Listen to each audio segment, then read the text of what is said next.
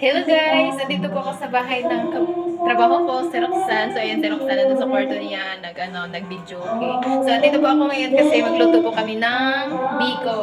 Kasi ano daw ngayon, undas daw ngayon. So ayan, tara guys, luto tayo ng biko guys. Kami lang dalawa. Eh siya kasi naghahanda-handa kasi siya pag mga ganito. Eh ako kasi hindi. So ayan, bumili kami ng malagkit tapos bibikuhin namin. Ayan. Siya, habang ako nagluluto, siya naman doon nagkanta-kanta, nagbibidyo, okay? So kami lang din dalawang kakain nito guys. So masarap to siya, partneran ng ano, bihon. Bihon na yung ano, partner ng bihon. Ang sahog ng bihon ay ano, bihon tsaka sardinas. Yan guys. Haluin natin guys para din.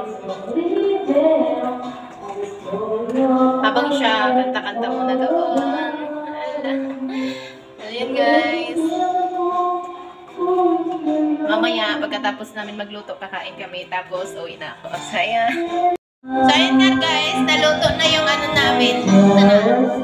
Kakain na kami. Dalawa. Ito na yung biko namin. Diyan ko lang nilagay. Parang kanin lang. So, ayan na. Thank you for watching. Kain na na. Eh, ganda naman talaga, oh. Kulang na pambayad ang buhay ko. I-send ko to sa JC. Ang isip ko'y layong sumuko sa tukso at kamunduhan. Ako'y naging isang hanggan. Isip mo kumong yung kanggan. Ngunit paano ba mababawi pa ang nagawa kong pagkakasala? Pag-ibig ko'y muli mong pagbigyan upang mabawi ang mga kasalanan.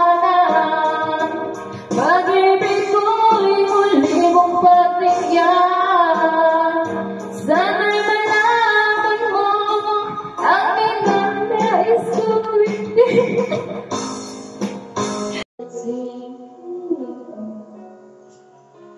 It's really hard to say the ones that might scare you away is the eyes. Uy, buot na, rinula.